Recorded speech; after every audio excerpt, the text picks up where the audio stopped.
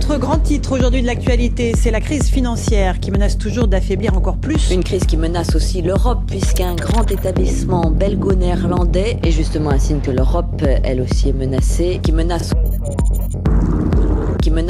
c'est tout le monde occidental qui est touché, qui menace, après notamment la faillite retentissante, qui menace d'une grande banque d'affaires américaine. Tout s'est ensuite enchaîné très vite, effondrement des marchés financiers, difficultés pour certains établissements européens, puis plan américain de soutien.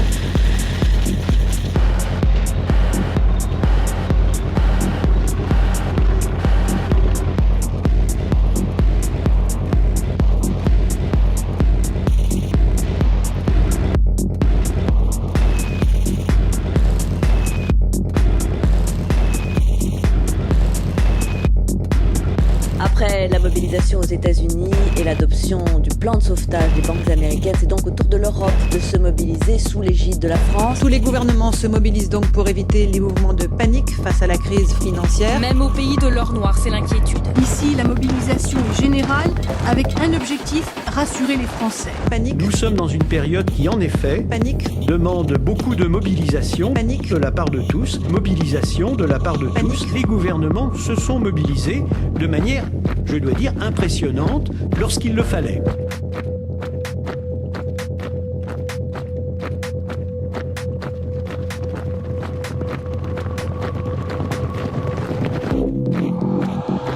De son côté, François Fillon a renouvelé son appel à l'unité nationale face à la crise financière qui a placé, d'après lui, le monde au bord du gouffre. Fin de citation. La situation, mes chers amis, elle réclame du sang-froid, de la ténacité, elle réclme aussi de l'unité nationale. Fin de citation. François Fillon déploie encore une fois le bouclier patriotique, comme si le pire ne s'était pas encore produit.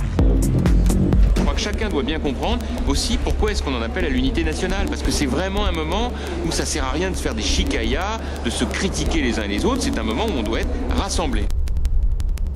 Le ton est presque martial. Nous sommes désormais confrontés à une crise de confiance sans précédent qui menace de paralyser l'économie mondiale. Ce qui est certain, c'est que nous ne pouvons pas rater l'opportunité de mener le combat face à la crise.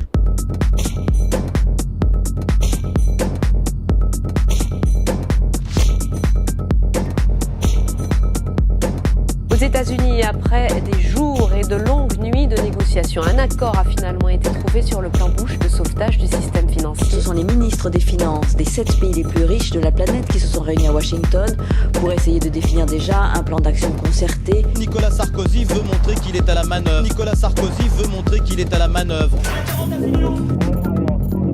Derniers ordres avant la clôture. Nous défendrons une position commune en Europe. Dans la salle des marchés, on boucle, on sauve les positions. L'État est à la manœuvre. Les montants sens. Le président aux commandes. Les montants sens.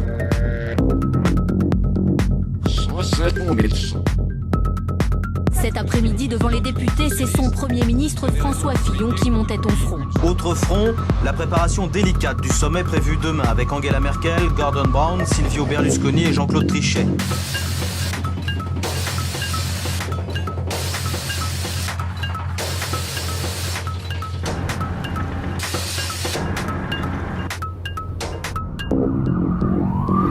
Président de la République française, il est président de l'Union européenne. Il est en train de coordonner l'ensemble des actions de l'Europe.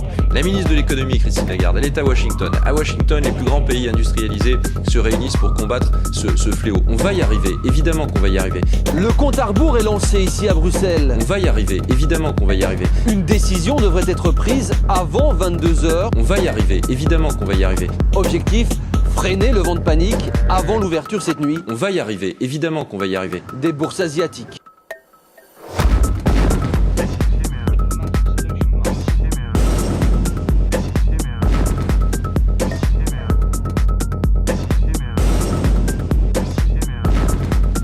Les 7 principales banques centrales ont pourtant eu recours à une thérapie de choc. Il faut stopper l'hémorragie, rassurer la population. Pour stopper l'hémorragie, existe-t-il un remède miracle? On essaie de soigner le malade, mais le malade est vraiment extrêmement atteint.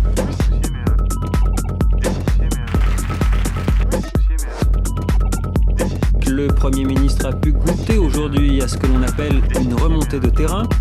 Recul de près de 7% au Caire, repli enfin à Riyad. Le chômage poursuit son avancée. L'INSEE parle même de recul du produit intérieur brut. 4 années de progression ont donc été effacées en quelques semaines.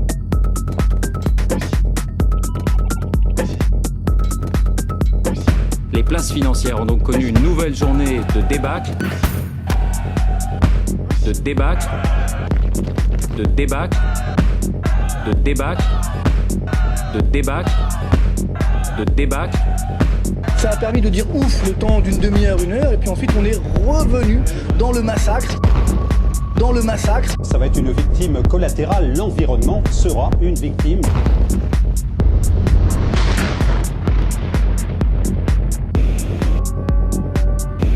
Eh bien, les banques centrales des 20 pays les plus riches de la planète se sont concertées et elles ont baissé au même moment leur taux directeur. Alors, ce soir à Bruxelles, eh bien, ici on est un petit peu groggy parce que normalement, c'est un peu l'arme nucléaire. Normalement, cette action aurait dû immédiatement éteindre l'incendie.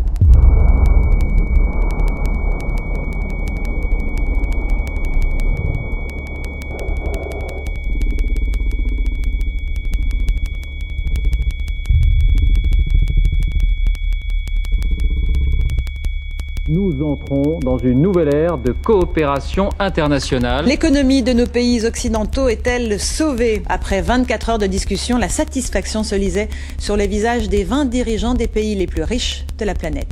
L'idée, c'est qu'il faut absolument stimuler l'activité économique. Ce sont des tabous qui sont désormais brisés. Nous avons réussi aujourd'hui à faire de ce sommet un sommet très productif. Je crois que cela sera un tournant historique pour le redressement de l'économie planétaire. Excité, surtout. Pourquoi?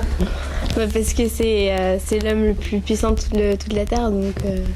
Il y a eu des moments, un peu de tension, mais jamais, honnêtement, nous n'aurions pensé obtenir un accord aussi large. Les mesures annoncées ce soir au G20 ont rassuré les bourses, aidées également par la baisse du taux directeur de la BCE d'un quart de point. Et puis les places financières ont visiblement apprécié. Wall Street est en forte hausse. La bourse de Paris a gagné plus de 5%. Nicolas Sarkozy sera resté jusqu'au bout. Preuve que pour lui le G20 est un succès, mais il l'a lui-même confié. C'était très fatigant.